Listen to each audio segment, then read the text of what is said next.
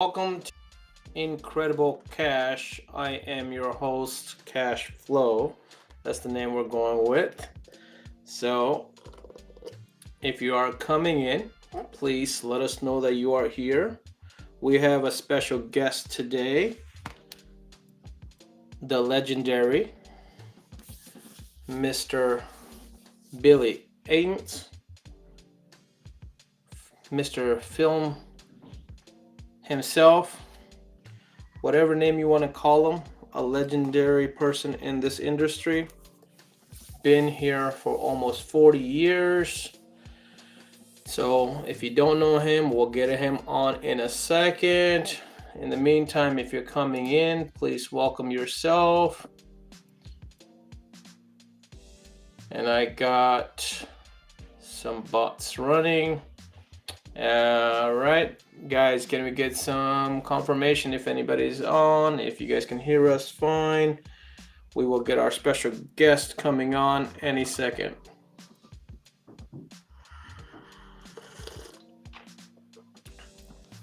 Shout out to Eric Devesh, Tint Wiz, love this cup.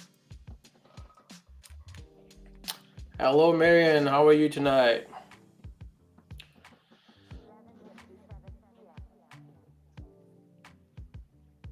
All right, I'm gonna go ahead and bring our guest on.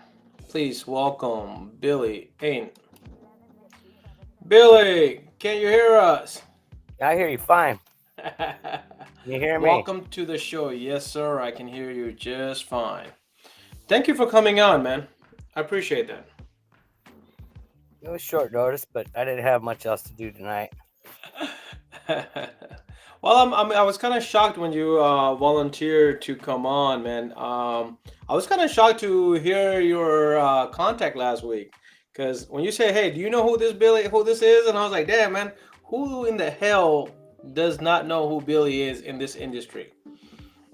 That would be my first question. Well, But welcome, sir. it was because the way it was. I think more the way the text response was when I got a response back. I think it was more like, I'm surprised it didn't show up on with technology that you didn't know who it was, because I thought you would know just from the caller ID or whatever the message came through about. So Yeah, the funny thing was, I was driving when I got your message, and when I missed your call, I missed it because I was on a regular call, and so when you call me through Facebook Messenger, it's not a priority call.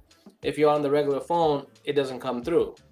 So when I saw that missed call and you left me your number, I mean, I knew right off the top who it was, but it was just, I guess because I was driving, it sounded like I didn't know who you were. right. T-Town, welcome. All right, I'm gonna put some of these chats up here so that way we can see them as they come in. That was T-Town Tim Johnson. We also got Marion in the house. She said hi, Billy. Hi, how you doing? I love that lady. She's so nice. She's an awesome lady. A Well, wonderful person to be around. Cash, you and I got to hang out quite a bit at tenor battles. Yeah, So it was fun to finally meet you in person. I think I met you for the second time. I don't think we did an introduction until like at the tenor battles. right, We met at that Vegas event, the Auto Film Mastery, but it was that's just like, we just kind of passed through and that was it. It wasn't no contact, it was no conversation, it was none of that. But, I was glad that we got to talk at Tenor Battles, got to meet you in person. I mean, Tenor Battles, man, every time I start talking about it, I love it because it brings back so much good stuff out of it. what I liked about the film mastery was you. There were so many faces I didn't know. I mean, there was like your outer circle of people that were there, and they were all part of the process that mostly were there. Everybody else was so fresh and so new. And I knew somebody from Phoenix that actually came to there that I've watched growing over the past few years, and watching them invest into themselves to grow further in future. That's awesome, because I don't see many people willing to invest in themselves put the money forward to grow, because they've always said it takes money to make money. Doesn't matter where you get the money, but you still need to take that money and make more money with it. You know, so kind of like what you're talking about, cash talks, right? Well, I appreciate that. I mean, I'm just honored that you know who I am for how short time I've been in the industry and how short time we have this show that you actually reached out to me. I mean, you changed my world that night. That this whole week, it's been like, damn. If Billy reached out to me, there must be an impact I'm making that I'm trying to make for this industry. Is that, some of the, especially the older guys, to kind of realize, hey, man, the new age is the digital age, it's the credit age, that we have to be good at it, just like we have to be good at what we do on our installs. That's the only way we're going to have continuous business. Is same thing with our financials. If our financials are lined up, we're going to be able to succeed and move to the position we want to be in. Hey, good evening, Dustin. Welcome, sir. How are you? Well, me and you was disgusting, disgusting.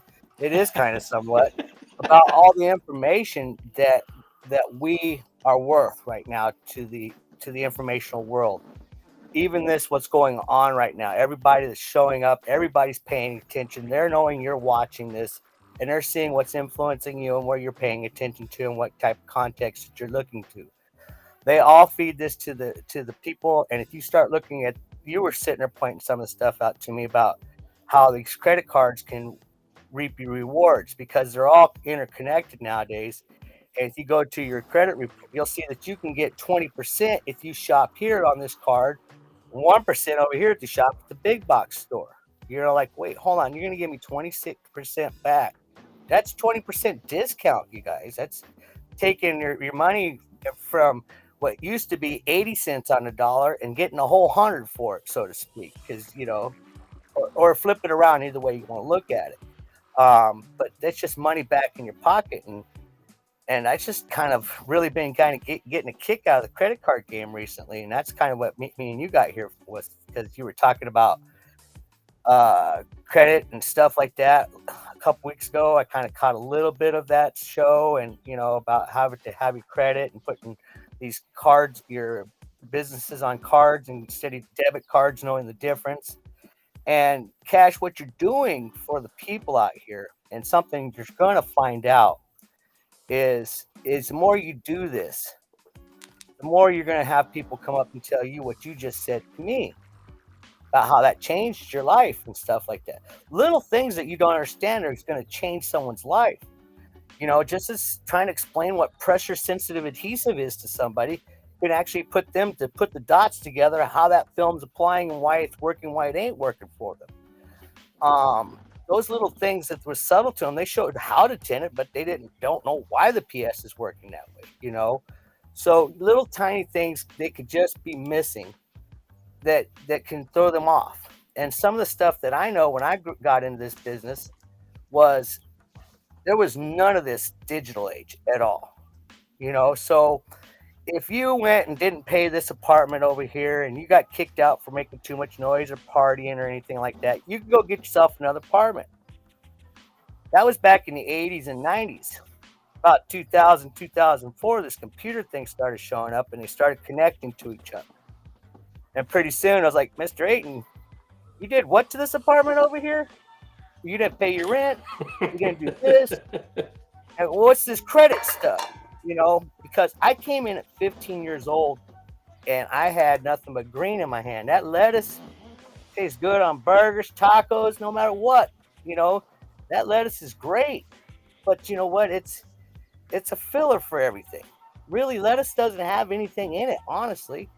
You put it and try to feed it to a rabbit, you kill a rabbit if you feed it nothing but lettuce. So I was just basically throwing that money out the window, not knowing anything about credit, not knowing anything about how the credit actually can save you money in certain situations, how cash is king.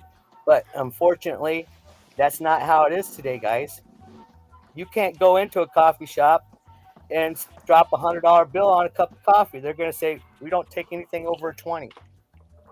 That's so true. That is so true that now you run into a lot of places that don't even want to take cash, especially since COVID hit. There are still a lot of places out there. that don't want to touch cash, and especially the larger bills. So when you carry $100, everybody looks at you funny, like $100 not worth that much anymore. First of all, but if you do take that out and you're trying to pay with the $100, they want to look at it like, do a CSI on the damn thing, make sure it's real, first of all. And then second of all, they give you more problem for that than they do with the credit cards. So we just kind of have to realize and change with the world, and we have to adapt to it, because if you don't adapt to it, we get left behind on it. Honestly, that's my opinion on that. So that's why I just want to, help out the industry, stay on top of it. I forgot to say hello to Valor and Jeremy. Jeremy came in here. He said he had a comment for you. I'm not gonna say it out loud, but I'll let you read it. And then you got Marion saying so many people don't know you can negotiate with credit card companies for a better interest rate. That's true. You have to have the credit score to be able to do that before you get into that. We have one of the champions here. You don't accept cash, it's free. Have to accept legal tender. I'm not talking about me, Kyle. I'm talking about there are some facilities out there that don't want to handle anything over, like a fast food places. They don't want to and they don't want to accept over $20. So there's some places where they don't want to take any cash, and they have the excuse of COVID now. But a lot of people are now transitioning over to the credit cards. I mean, I'll tell you my business. In the early 2000s, we did 90% cash transactions. I'm talking about 90%. I used to walk into my bank. I'm a tire and wheel guy, so we had large items. If I tell you I walked in with the bank with a $30,000 cash deposit, it was another day in the life of the tire and wheel business. $50,000 in my pockets, not even a special bag for it. I would pull out 10 here, 10 there, 10 back here, 10 back here. There's $40,000. Like it's nothing. Now you pull out, $10,000, and they want to take your social security, what business you in, what's your mother's name, what all this stuff for freaking $10,000. And the banks are afraid to take that much money from you. I literally had a credit union right before COVID hit, froze my account because I opened up an account with them, and we did $35,000 in cash transaction with them. This is February, March. Tax season comes around February, March. So all of a sudden our transactions go really high. When you're dealing with tires and wheels, each customer is easily $2,500, $3,000. Okay, so if you got, let's say, 10 deals, you're talking about $25,000 easily in cash. And a lot of these guys are coming in with that cash. So I had a credit union. I'm not gonna name them because I don't want to bash anybody, but they literally closed my account because they're like, you're bringing in too much cash, and we suspect, we suspect some stuff. That's pretty much all they said. Basically, they're saying that I'm trying to do money laundering, and I'm like, dude, look at my credit history, look at my other account, a bigger bank that I do a lot more transaction with. This is normal for me. I can prove you whatever you need, provide you with whatever you need. And I literally, when I opened the account, I talked to them about that. But you are 100% right. Now, if you want to do anything, you have to have the credit. Forget if you don't want to do anything, you want to get a car insurance. The car insurance is affected by what your credit score is. Like you said, you want to go live.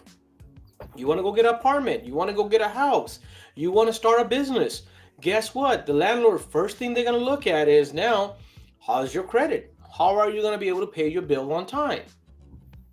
So there's a lot of that stuff going on that we have to be aware of, and we have to adapt, and we have to be ahead of it. Like you said, turning that cash money. Look, as a vendor, when you take in a credit card, you're paying that merchant fee at the end of the year. End of the month.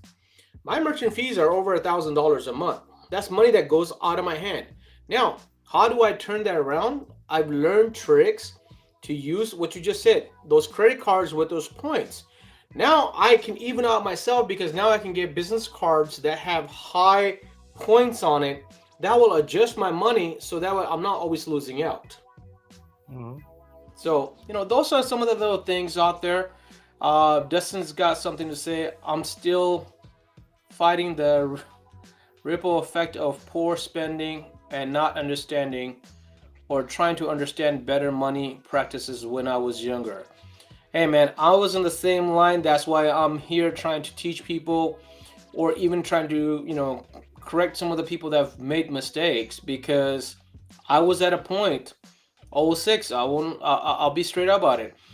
I moved to Orlando from Sacramento, California to Orlando, Florida. My credit was so shot, I couldn't get a rental house. I literally had to have my brother come in and rent a house under his name so I can live and run a new business over there. And it wasn't about the money I had in my hand. I could easily pay 3 months in advance. I had the cash for it. I just didn't have the credit for it. And for them to get you a house, it was $100 fee to see if you qualified. And if you didn't qualify, you lost that $100. And if you qualified, all you had to do was put the deposit and pay the first month's rent. It was simple as that. And I did two transactions. I didn't get it, and then I had to get my brother to come in and help me out. You're hitting on a subject that a lot of tenors that don't have a job, that don't get a W-2 in the mail, have to deal with, and that's called proof of income. And proof of income is so important when it comes to buying a car, buying a house, and that credit, that is in line there too. Okay. So since you have lack of proof of income, they call this thing a stated, which is going to go against you a couple points automatically. So you got to have to offset those points with the high credit. Okay. In order to do that, you're going to have to either take some money, take it, put it on a credit card, and get yourself a secured account. Take yourself a loan. If you guys got all that money and stuff, and you're buying those cash car, you see that car over there? I'm going to go buy that for cash. Go get a loan. Put that thing on a loan. Then go buy the car on the cash, and then pay that loan off on that car. Okay. You're going to build credit. You can do a trick on that. What's that? You can trick that system too. So like, let's say you want to buy a $30,000 car. You have the $30,000 in cash in hand. What you need to do, how to benefit more really quick on that and improve your credit score is get that car on a loan. I don't care if it's a 5-year, 6-year, 10-year loan. Get that loan, but just have the option to pay it off. As long as you report that car for 3 months and you pay it off in the fourth month, now you just had a $30,000 loan that you had, and then you just paid off in a timely manner or before time. That boosts your credit score real quick. Like literally, you're slingshotting the damn thing, easily 30 points, if not more, depending on where you are on your credit. So you can always turn everything around and use it to your benefit, even if you have the cash. But what you got to realize, like you're saying, is that you need that credit for a lot other things now than what you used to, maybe 10 or 20 years ago, especially after the 2008 fiasco. Everybody and everything is now based on your credit. They want to know how well are you established on your credit? How do you make your payments? Are you on time? Are you reliable? It doesn't matter. Even your credit card, I mean, even your cable company, you want to get cable, guess what they're doing? They're checking your credit score to make sure that you can get that cable turned on without any extra security deposits. Electric bill. I remember trying to get an electric bill turned on, and my credit was shot. I had to turn the electric bill on my wife's name because her credit wasn't shot. Mine was. She had fresh credit, so she didn't need a deposit like I did. My deposit was $330. I still remember this. I mean, 2000 and what was this? 2009, 2010. They wanted $330 from me to turn on the electric. That's up over here in Georgia, Atlanta, Georgia. They wanted $330 for electric to just turn on. That's my deposit because my credit was shot. So it makes a big difference. Well, what worked for me was just basically first thing was getting a zero. And what does that mean for most people? That means getting out of your debt. Okay. If you got unsecured debt out there and it's just overhanging your head, you don't want to carry it. Even if you have credit cards and you're using these credit cards, don't carry that debt. If you do, carry 10% or less of every credit card, because heaven forbid something happens, you got hurt, you don't have to pay that thing off.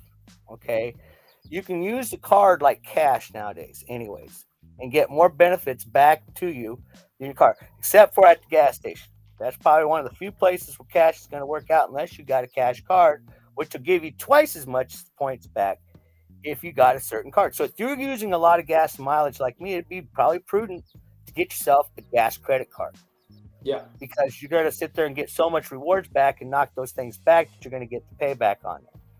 Me, I finally went out and got myself an airline one, not for the rewards point, just because the extra baggage and stuff and the availability to get into certain places without sitting there waiting in line, getting your seat preferences, all this just because you have their card. You don't, and you get some discounts and stuff like that, and you get points when you use their card to buy the stuff. So I'm sitting there trying to fly up to Denver, going, well, if I fly it this way, it's cheap, and if I fly it back over here, so I'm using two different airlines to fly to make this cheaper.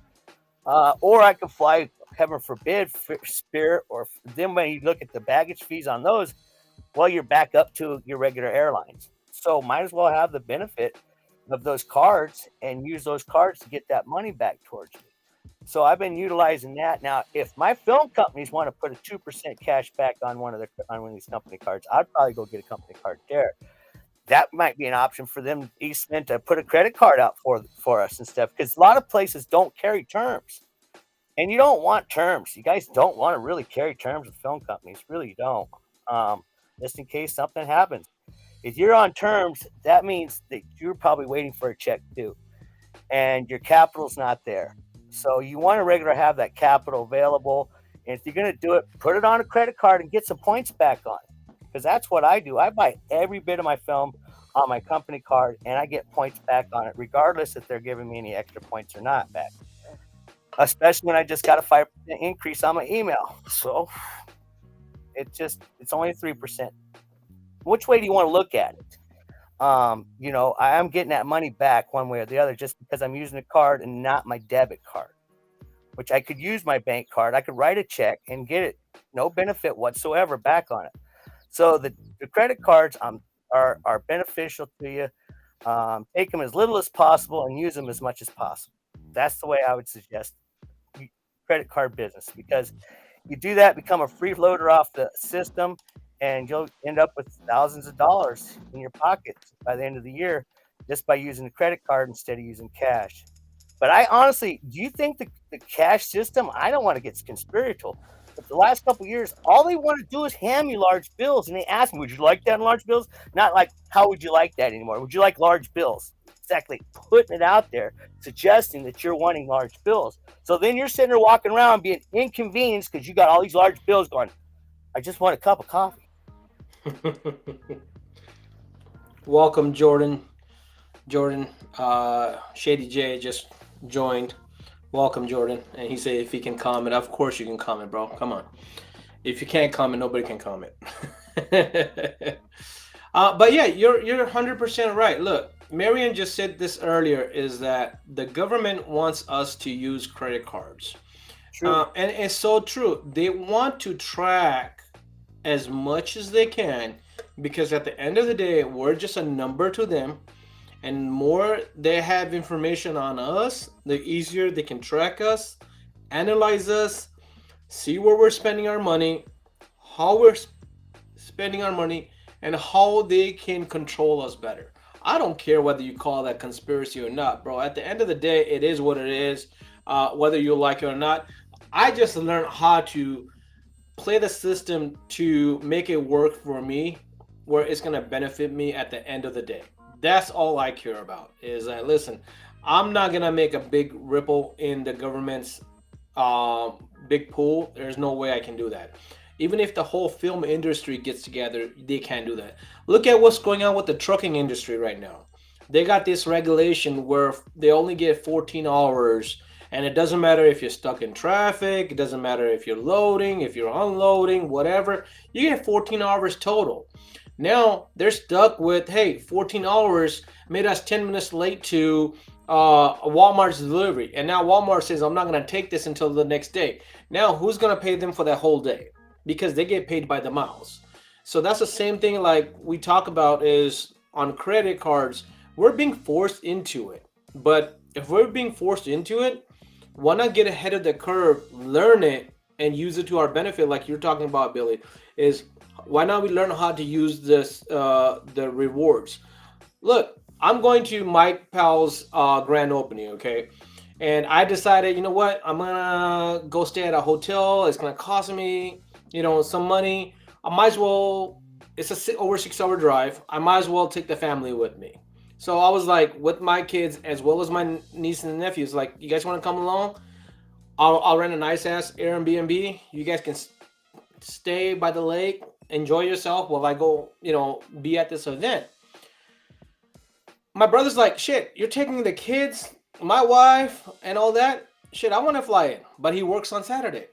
So he wants to fly in. Guess what? I had a Southwest card. I have these points. It's a $250 flight.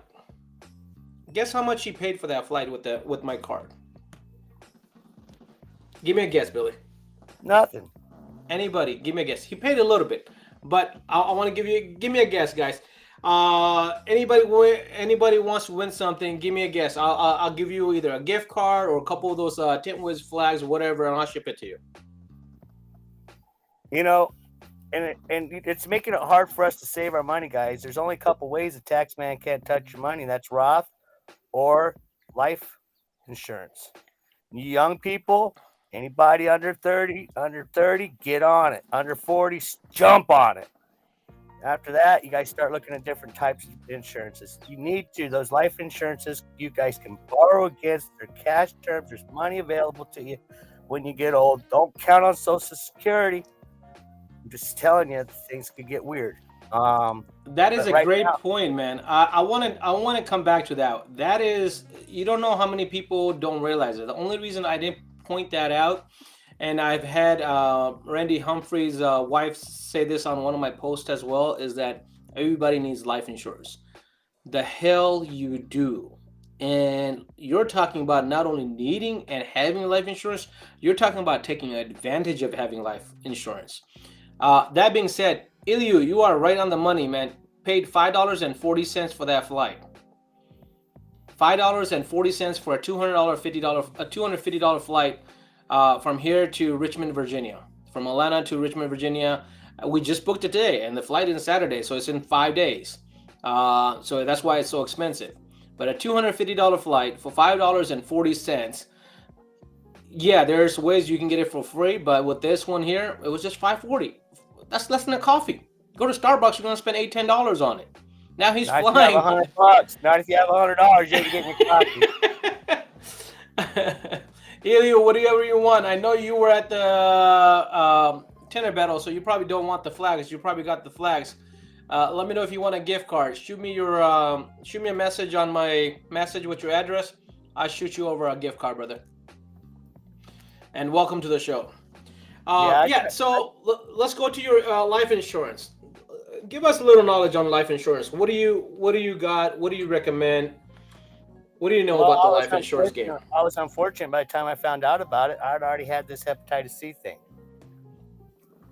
Got the hepatitis C thing, and once you become like not insurable kind of thing, they put these marks against you, and then your insurance rate's going to go really, really high. The older you get, the more money your insurance is going to cost you per month. So get in. That's why I say get in young. Once you get in, you're locked. If you're paying $30 a month now, you're paying $30 a month when you're my age, okay? And it's going to be worth a lot of money by then. Now, for me to jump into it, I'm looking at $75 a month, okay? Just at a basic entry level for me to get into a $60,000 life insurance policy. That's only for $60,000. There's a reflection here. What you're just talking about.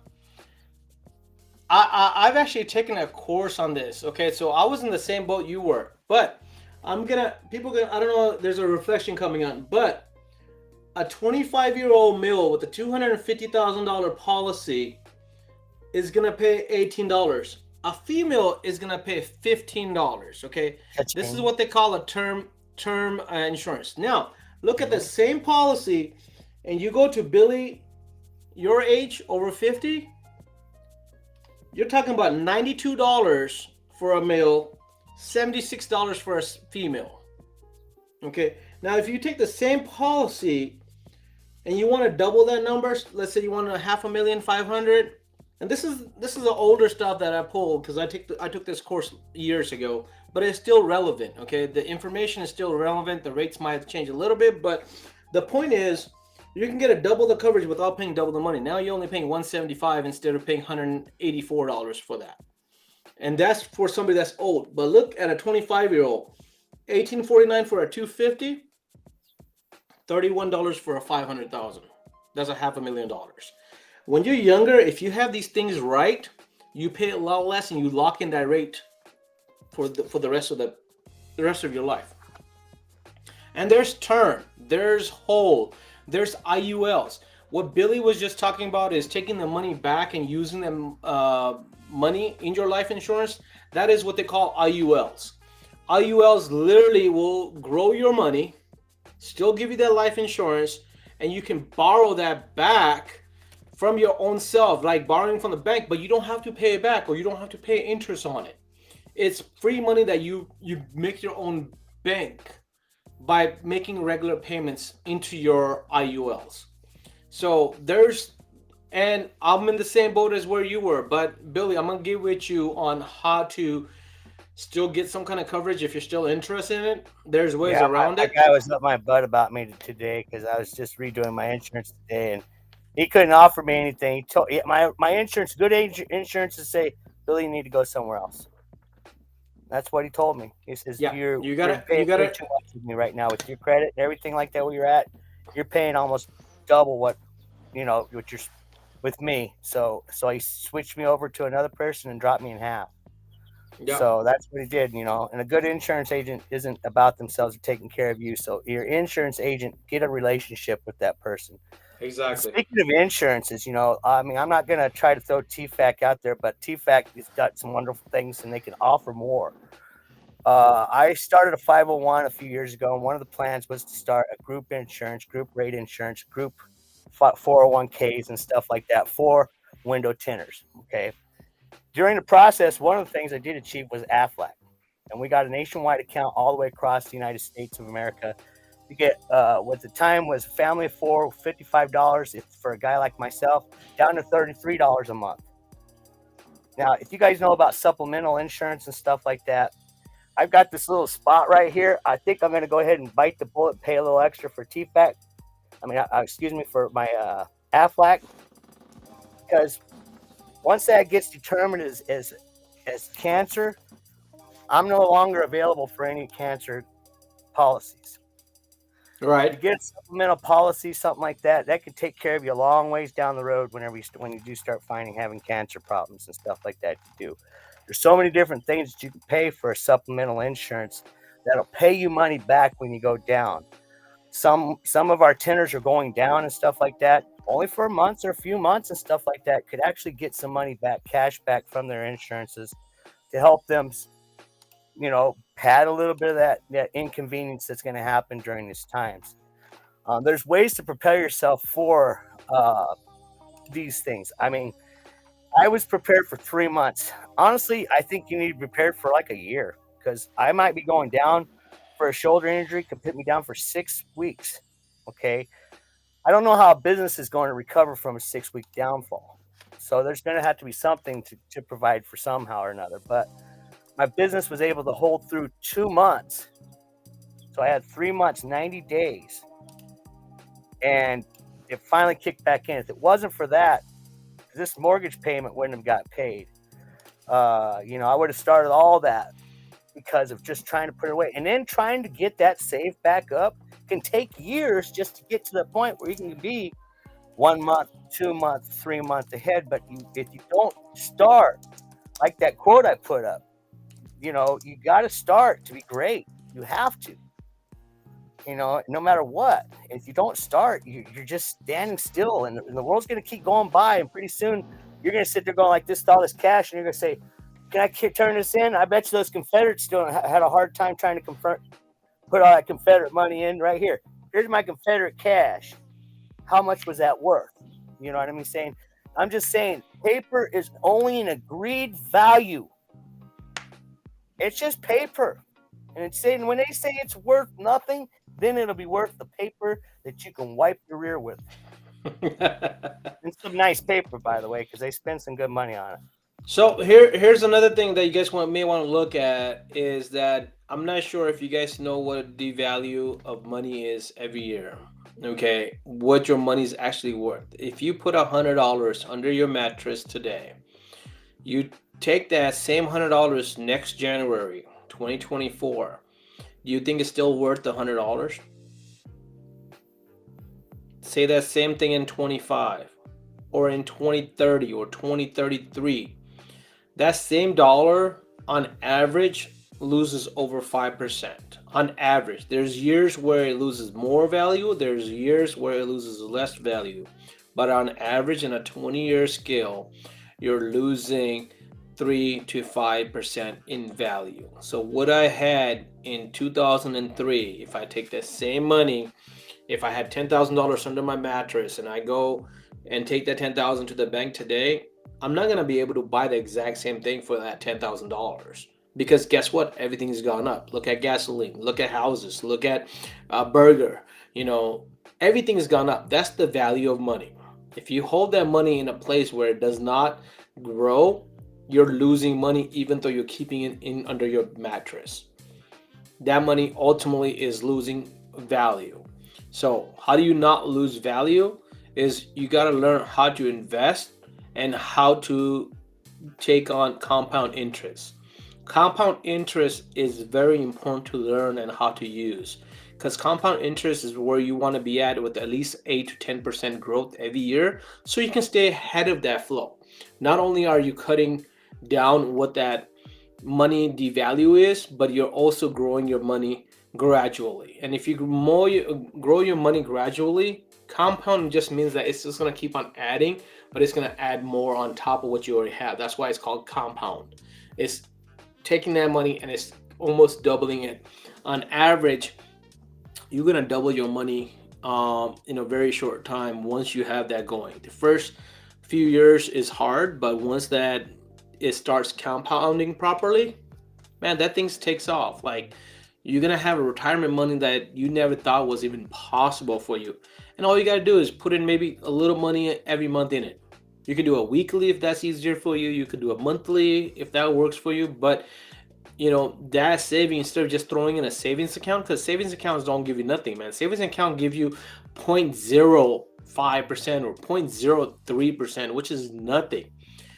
Again, you're losing 3 to 5% a year. If you're not gaining more than 5% a year, you're not getting anything. You're losing money. So the people that just put them in their saving account saying, hey, I have a saving account and I have this money, you're losing that money if you're not investing it in a proper way or you're not investing in something that's gradually growing your money.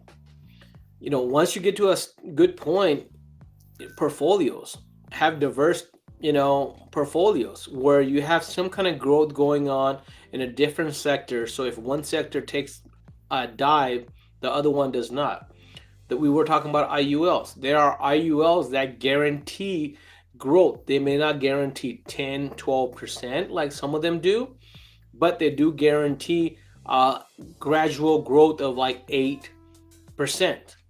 Now, if you get an 8% gradual growth in 20 years and you're staying ahead of that 5% growth, guess what? You're still gaining 3%.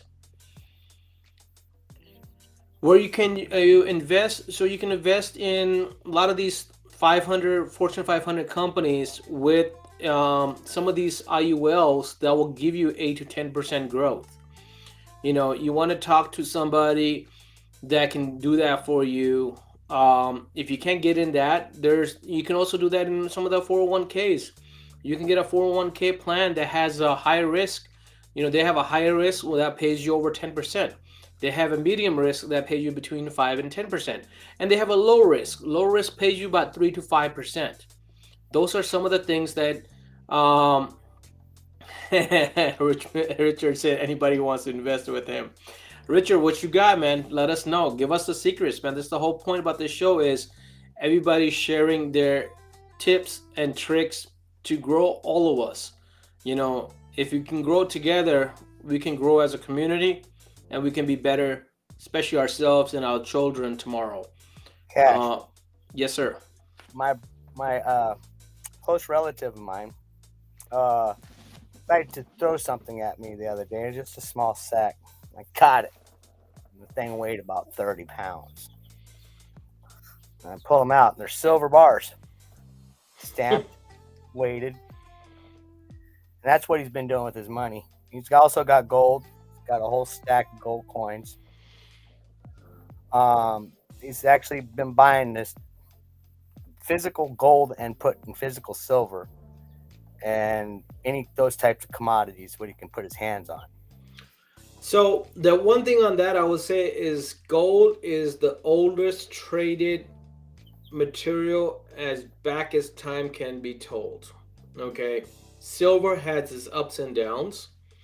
Diamonds is what's current right now. Diamond, there is no actual value. Gold has actual value across the world where it goes by how much gold, what the carat is, and what the weight is. So if you're gonna invest in something, my personal opinion, and you can talk to somebody that's a better investor into this field, is that if you do want to invest in anything, invest in gold because gold is traded across the world. Okay, it doesn't matter if you're in Africa, if you're in Europe, if you're in Asia. I mean, shit, if you're in Asia, they only like 22 or 24 karat golds. They don't play with 18 karat golds. That we do that in the States, man. Shit, some of the Asian people I know, man, if unless it's over 18, like 22 and 24, they don't want to deal with it. 14 karat gold, hell no, that's too garbage to them. So there's different levels of gold that the purity of it is what the commodities are considered and valued at. The other thing that, hey, a lot of people don't look at, if you have the funds, invest in any kind of real estate. I don't care if you go in a nowhere land and buy a small land. The way the growth is, the land. I'll give you an example. In '92, my uncle had a shop in Sacramento. Okay, he had a corner spot, and then there was I want to say 2 acre spot right next to it. This guy that was selling it wanted $80,000 from my uncle for a little bit over 2 acres on a main highway. My uncle was like, "No, I don't want that. It's not any interest to me." Blah blah blah, whatever. Right? 2 years goes by. That same land gets sold for $150,000. '98 comes around. That same land they built a little car lot on and a mechanic shop on was worth almost $900,000. If you look at it from '92 to '98, that's 6 years, man. Just because they put a little they put a little building on it, and they got it marketed it properly, it went up from $80,000 to $900,000. That's over 1,000% growth.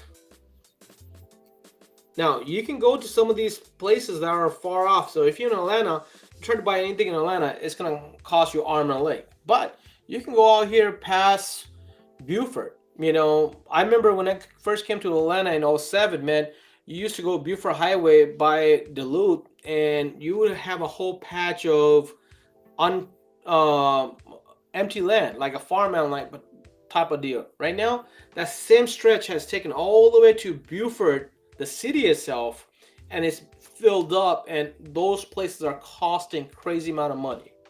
And that's just from '07 to what, 23? That's 16 Mhm. years, man. If you had this farmland that was worth maybe $150,000, that same farmland now is worth 1.5 million. Yeah, my house went up over $500,000 in the past 15 years. Look, Richard's got. I'll give you 10% over your investment in 1 year. Richard, what kind of investment you got that's gonna give a 10% in 1 year? Share that with us, bud. Well, depends how much he's lending you. That's worth some money. I mean, if it's 1,000, you got to look at it 10%. If it's 10,000, look at it. And then the other thing is, my always question is, what is the risk factor? How am I guaranteed that 10%? What is the guarantee? What is the value of that return? What happens if we're all worried about the stock market right now? Everybody's looking at the economy. Everybody's getting ready for that recession, that financial dip that comes around. It's about time that everybody talked about. That hey, Trump just pushed the years onto us, but it is what it is. We are seeing the slowdown in the marketplace. I don't know about you guys, but my tires and wheel business last week was the shittiest week we've had in this whole last 6 months. Worse than December. I'm talking about like we were literally squatting flies. It was bad. We all cleaned up our desk. We all cleaned up our showroom. We reorganized our showroom. Who the hell does that? In January. I can understand doing that in November or December, but in January, remodeled some of our showroom because that's how slow we were. And that was on a Saturday, man. Like Friday and Saturdays, you normally come into my shop. I have a waiting list for three. I have a waiting time for 2 to 3 hours. Right now, shoot, that last Saturday, it was so slow. Like God. And then on top of that, I'm already stocking off for the season because regardless, I have to be prepared if it takes off. And it will take off. I know it will take off, but you have to be, like you said, cash flow. You have to have that cash flow to make sure when you use a term account that you have the money to pay for that term account. The biggest mistake, what you were talking about earlier, Billy, was that people will take term accounts, but they won't have the cash flow to back up that term account. So if you're gonna go open up a term account, I've learned this over the years, is don't go open up a term account or don't get a credit line unless you have the ability to pay off that credit line right away. If you cannot pay off that credit line, don't go get a credit line that you're gonna screw yourself off with. And you hit it right on the head earlier. Whatever you charge on that card, pay that card off by the end of that cycle. When that month ends, it closes, before the due date, pay the damn thing off. You talked about 10%. So here's another thing I want to let our viewers know. Back in the day, or some of the books will still show you that 10% is what they want you to be under. If you want to grow your credit score, they want you under 4%. 10% means that you're good. They'll keep you at where you're at or up and down by 5 to 10 points for the most part, especially if you're in the high 700s. If you're in the 800s, then you're looking at about 20 points fluctuation. If you're under that 4, and me and Jason Tenerduth had talked about this on another show, is that my goal is to be under 3%, because I've seen being under 3%, I am close to the 850 credit score that I'm aiming for. I'm at a point where I have over easily $100,000 of personal credit available at any given time. I have unlimited business credit card because of what my personal and what my business together has combined and established in the last, 3 to 5 years. Now, Where we, Cash, yes, sir. an important part too about paying it off is talk to your credit card company and find out when their reporting date is. Yeah. You So want we before the talked about reporting that. statement date, because your statement date, what your bill date is, what your due date, that's fine. But you want to pay it before it actually goes to the credit reporting, because when the credit reporting sees that, let's say with me, I put I got a $10,000 card and I bought $8,000 worth of film. I'm paying that off immediately. But if I did it on the wrong day and it showed $8,000 on there, it's going to show 80% of my card use. That next month, my credit points are going to see it. It's going to drop down because of that 80% usage on that card instead of an 8%, which I'm usually lower than, you know. So those were some of the mistakes I learned whenever I started using the credit card to use it for everything, was trying to make sure that I didn't uh, get reported as a high balance, because that balance will stay on there for 30 days as a high balance until they report it next time and show that down. And it may affect you if you went out there thinking that you're good, and all of a sudden you took a 60-point hit just like that because you did that, and maybe you're like, well, now you got an inquiry for nothing if you wanted to go buy that vehicle or something like that. All Or is right. that So what I want to show you, and we did this some time ago, is I'm gonna let's put this at 200. Okay, so 200 is a little bit too much. Let me go back to 150. All right, so I made this spreadsheet. This is the easiest way. We kind of talked about this. I've got three different spreadsheets. With this is a simple one to kind of follow. All with this, all you're doing is you're knowing when your due dates are. You're knowing what your statements balance is, what your total balance is, and how much you paid and when you paid it, and what your credit score is. Okay.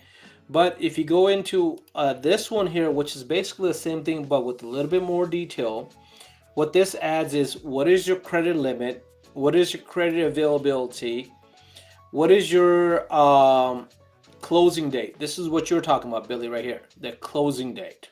Okay, so what you got to go through is the cards you have. You got to go through them and write it down one time. Once you write it down every month, they're gonna fluctuate slightly, but they're all gonna be about the same time. This is how you understand it. And if you want to really get into the nasty and the dirty and know everything, there's a third spreadsheet that has everything that credit statement has. And I have it for every single one of my cards. This is the one I check every, let's say every 6 months. I go back and I redo everything on it.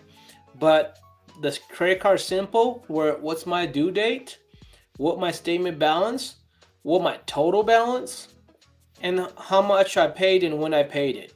And I keep up with my credit score, and I write down who my credit bureau is, scoring company, TransUnion, Experian, Equifax. And even with Experian, you see here, depending on who you're dealing with and when it was reported, that's why I have dates on it. They're all gonna fluctuate. So you take, when you go into a credit score or you're going to go get something, your credit score is gonna based on your lowest to your highest. Now, some of them then will take the middle, 835. A lot of them are gonna look at the 826, the lowest credit score you have, and they're gonna look at all three companies. So Equifax, TransUnion, and Experian. These are your three companies that report stuff to your credit cards. Okay, and you want to make sure that all three of them are around the same. So if you look at these three, I got an 826, 835, and 858. The 858 isn't a real score because the 858 is based off of 900. This 826 and 835 is based on an 850. Most credit card companies are basing it off the 850. There are a few that will base it off of 900. So you got to know what they're basing your credit score from to make sure that you're hitting it right. But you need to do this spreadsheet, and this is a very simple spreadsheet to do. It only takes about 30 minutes to an hour to do it on all your cards if you have your access or your statements in front of you, because all this information is available on your statements as well as your online credit reporting agencies, your credit logins. Now, when I This, called you, yes, when sir. I called you about the jingle jangle, okay, about how I've got all of a sudden 9 cards in my wallet, Right. and I'm like, okay, do I need all 9 cards? How many is too many cards? What's enough? Not enough cards? Where should I eliminate the cards, the processing of the cards, and stuff to that nature. A lot of them have good startup benefits and offers and stuff like that. And after a year, those benefits go away and stuff like that. What do you do with those cards after you lose those benefits and stuff to that nature? Do you keep them on? Do you use them time to time? How do you keep this available? Because history of credit also applies to your credit, your score too. So, Right. the longer a credit card is on there, the better it looks for you. All right. So for that, there are two things. Okay.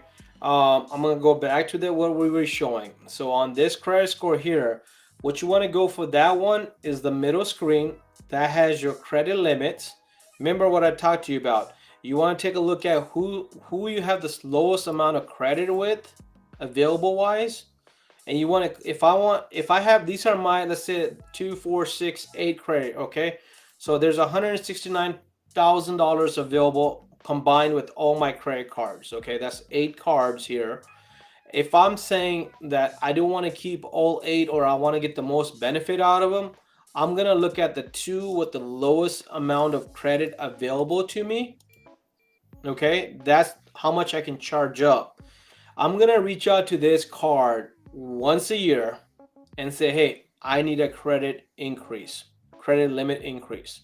If they're gonna increase my credit and match up with what I've got with the other people, I will keep them. If not, I will discontinue this card and only focus on the other ones that are, for my example here, that's over $20,000.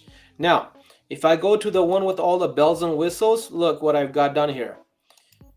Uh, Score date, everything is on here, but I down here I've actually written down when I applied for a credit increase. Last credit increase. So my last credit increase was 12/21. Okay? That's when I did my last increase. So now I'm due for, it's a year, I'm due for another credit increase. So last time I applied to these 5 credit companies, but if you look at it, I have city and city, and then I have a PNC and a PNC.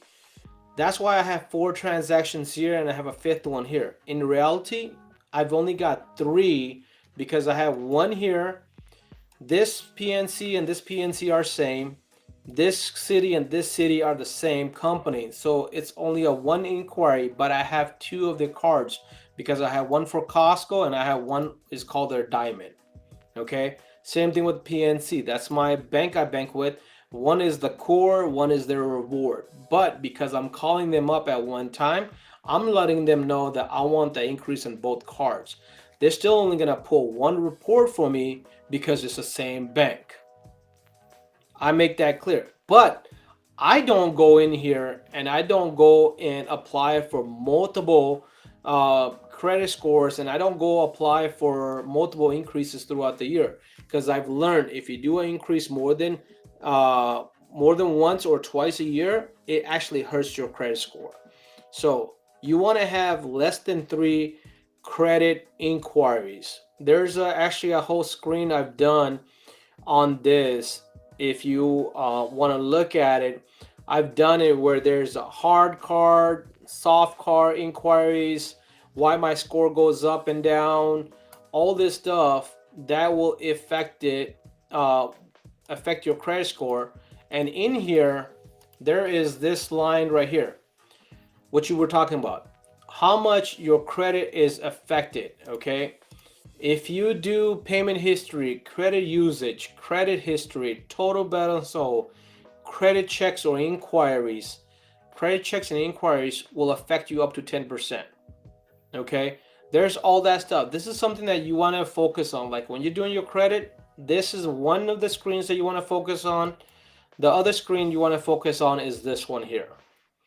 This is where we were talking about credit scores. You see here on the very top one, there's a 800 to 850 and an 800 to 900. Because depending on who you're dealing with, some of them are basing it off the 850 and some of them are basing it off the 900. Now, when you go down to the under the 800, they're all basing it off around the same thing. Good doesn't mean shit in credit cards. Very good is where it really helps you out. Good just means that they'll lend to you. You're not gonna get great interest on it. You're gonna get a lending. Where you're in the fair, most of the people are not gonna lend you, and if they do lend you, they're gonna hit you with over 20% APR. Most likely, you're gonna be in the 21 to 29% APR. Some of them even go up in the 30s. Good just means that you're probably gonna be based off between 9 and 20%. Very good is gonna put you in the 3 to 9% APR. And if you're on the exceptional over the 800, that's the golden ticket. Then you can go walk in and be like, hey, this is what I want, this is how I want it, and I want you to give it to me, and you're gonna bend over. I'm not, because I can go to somewhere else and get the exact same shit because I have the credit to back it up. That right now, my friend, on a lot of things is better than cash deals. because what the industry and what the world is turning into, especially in the United States, is turning into the credit base. They're not turning it into that, hey, cash is king. Cash is slowly not becoming king anymore. It's what are you worth? Look at it, any of these big guys, your Amazon, uh, Basil, he's based off of what he's worth. Okay, Trump is based on what he's worth, not what he has. Bill Gates is what he's worth, not what he actually has in liquid cash. Everything now, Warren Buffett, it's all about his investments and what he's worth, man. And that's what we got to realize. That's where the world is going into. That's what the United States is going into. And if you're going to be in the States and you want the benefits, you need to know how to reap these benefits and take advantage of it. Hopefully, they don't start attaching a social score to you. Exactly. But hey, any words, anything else you want to share, Billy? I know we just hit that 1 hour mark, so I just stuff I've just experienced. Really more grateful that you're helping the young guys out because as a kid, none of this was available to me. I learned through the hard way. By the time you figure it out, now you have 7 years of this stuff before it even falls off your credit. Some of it can be pretty dang, public records and stuff like that. You got kicked out of an apartment and you made the guy mad enough to come and garnish your wages. That doesn't go away real quick, you guys. It stays on you for a long time. So you're trying to develop all this stuff, and then you get your money saved up, and hiccups will come along and wipe your savings out. That's why you might want to start with the other programs and getting those credit because I'd much rather let that compounding interest go and here put it on a credit card if I had that emergency situation. That's kind of what I would need that credit card for more than anything. That's the way I feel like. Oh wow, got the air conditioning went out. I here, just get it done. You know what I mean? We'll fix that later if I don't have the money for it right now. Those are the few times that I'd ever want to have to use a credit card would be in an emergency situation to carry a credit balance whatsoever. And in that way, I can leave my cash alone and not take those hits that I've taken over the past 10 years of the wiping out that compiling interest that should be really high by now because I've taken away from it and has not continually compounded.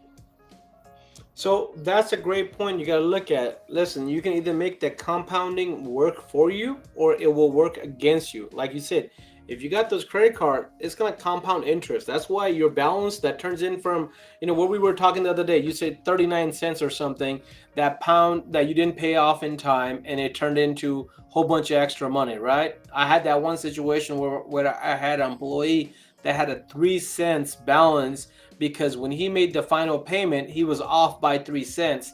And that turned into a collection because he didn't pay attention to his statements as they were coming in because he thought they were paid off. He thought they were junk. And then he got put into collection after 3 months because for 3 months he didn't reply. The first time it was $35, 3 cents turned into $35.03. Next month it turned into a $70.03.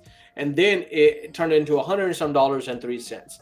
And then it got turned into collections. Now you got collections involved. So now just that's the bad part about it. But if you invest wisely, like we talked about, either a 401k that has investment into it or IULs. IULs are more safer. Plus, they have a life insurance that's attached to it. So, God forbid something happens to you tomorrow, your family and your loved ones are taken care of. Because, how many of us are the breadwinners? Or how many of us the whole family relies on, or majority of them will rely on our income? Something happens. Aflac is a good program. Aflac is more on covering medical bills and stuff in that aspect than covering you for, God forbid, for the worst thing, life ending situations. You got a house mortgage. What's going to happen if the house is on your name and you, God forbid, are no longer here tomorrow? You think the bank's going to let your family stay there without payment? Is it easily going to be able to transfer over to your name if you don't have a will or a policy that takes care of that stuff? You can leave a headache and uncertainty on your family and let them deal with it when you pass on. The reality is, we all gonna pass on. There's nobody that's immoral. Uh, so, you have to just prepare and know these things. And if you address them right, and if you address them right when you're younger, it is a lot easier, like Billy said, because once you get that cancer, once you get that diabetes, once you get that high blood pressure, once you get any of those diseases, the terminally ill diseases, you are done for a lot of these benefits. They want to give you life insurance for $500,000 for as little as $30, man. You know, and that's only when you're younger. Now, the same thing if you want to go get it when you're later in the 50s, they want to charge you $175 for the same policy. Come on, guys, this is it's right there. It's in writing. And then, like this is, are you covered? Are your insurance, is your family protected? Because you got to look at it. Not only is it for you, it's also for your family, man. Like, that's what made me change a lot of my stuff. Is when I realized, when I was having my kid in 2018, I ended up in the hospital, and I looked at it. I'm like, damn, dude, what if I actually didn't come back from the hospital? What would have happened to my daughters? What would have happened to my wife? And that's the same thing, with my business. I have a contingency plan in case something happens. How my business is gonna run? Who's gonna take over? Who's gonna make sure that it still provides for my family? So those are things. It's a tough question. It's tough thing to handle and answer. But guys, if you plan it ahead, you will be way way better off, in my opinion. Yeah, that's all I can say is you guys start young. I mean, if that means cutting back your lattes, cutting back a couple beers, it's all it takes, really. Yeah, Something exactly. that little, that little. I stopped my lattes and I bought myself a Keurig, and which is still actually close to about 45 cents a cup. I cut that down even further. You want to start cutting, but you'd be surprised about that compounding thing that you were talking about. If I'm sitting there now, a cup of coffee is about $7 if I were still running through there, plus your tipping on the average, so about $7, $8 a cup. That's 5 times a day. Every day you go out to work, you pick one up, maybe even get the urge to go up on a Saturday. But 5 times a day, that's 52.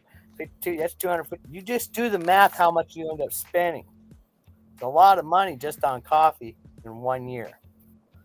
So if you just take that and decide not to have a latte and just have a cup with creamer and cut that down to a $2 drink, that $4 will go a long ways the rest of your life if you started now. Look, man, anybody that's in the investments, this is what they look at. They look at four pillars for your structure. Look at what's on the very bottom. It's protection. If you don't have protection, you ain't got no structure. Everything is based off of your protection, okay? And there's other stuff that you have to take care of, but you need to have a good pillar to stand on, or a good pyramid to stand on. And what Billy is saying is 100%. And if you talk to any insurance guy, they're going to show you a diagram that's going to be similar to this. This is the IUL that Billy was talking about. If you start investing early, you're going to have compound interest that will just keep on growing, growing, growing. Compared to if you start late, you're going to have to work a lot more years and put a lot more money in to equal the guy that started early. It's facts. It's not made up. It's facts. And you can talk to insurance agencies. You can talk to some of these guys that offer these kind of protection plans. And if you don't have anybody, man, I have referrals. I have contacts that are people that I've dealt with for years now, that I've built relationships to know that they're not going to give you the BS bullshit plans or take advantage of you. Those are the things that I now, when I go into something new, is I'm always looking for referrals. Man, how long have you known this guy? What has he done for you? You know, the current guy that I've got that's got my family protected, he's got me planned since 2011, man. He's been with us for now 12 years. That's You know, why I that's trust him. And that's he's been great. now able to go into most of the country and do the same thing because now he's built a team. And that's the guy I want to be with, is a guy that's got a growth, that's got a long structure and plans. So like if you're in California and you need coverage, guess what? Some of my cousins wanted coverage in California. I was able to send one of his teammates over to their house and they were able to lay out some plans and they got some kind of coverage. Same thing with family up in New York. Same thing, man. It's like they now have a network and now the same person can be the backbone, just like Billy is. He's the backbone of a lot of the film industry. A lot of guys can relate to him because they dealt with Billy once in their lifetime or more, and they can be like, yeah, Billy knows his shit because he's been in this damn thing for what, 40 years, right, Billy? Almost 40 years this year for you. 39 solid. So I mean, dude, that's older than a lot of people that's watching the show. So you guys got to look at it that man. I mean, it takes time, and instead of you making your own mistakes, I know you're gonna make mistakes, and that's how you learn. But if you can skip some of those mistakes and learn from some of the old farts that have actually went through it and dealt with it, and if they can pass on that information over to you guys, and you can skip that, why not? Especially if it's coming to you for free, man. What's the harm in that? And I'm not Yeah, I mean, saying use my guy. I'm saying just use anybody, man. And if you don't have a person, reach out to one of us. We'll be more than happy more, to share our and more contacts. importantly, know your means, guys. Know your damn means. I see a lot of you rolling around some nice ink. I know how much that shit costs. You know what I mean? You're rolling around with the nice cars and stuff like that. Billy Aiton, when he was recovering, drove a $500, not recovering from anything, like recovering his credit, drove a $500 Fairmont. He went and took the extra time to put a $2,000 value system because he worked in the DEI and stuff like that. Got a bunch of stuff. Had the best sounding equipment because, hey, I had nice tires on there, nice smooth tires. The thing got me to point A and point B, and I enjoyed myself all the way there. Okay. It wasn't about impressing anything or anything like that because I learned a long time ago all that cash in that wallet really only going to get you impressing only certain types of people. You'll find the stereotypes because that's what attracts people. It's attracted to that cash. There's going to be a narrow-minded people that are attracted to that. So what what are you really trying to show? What are you trying to accomplish and stuff like that?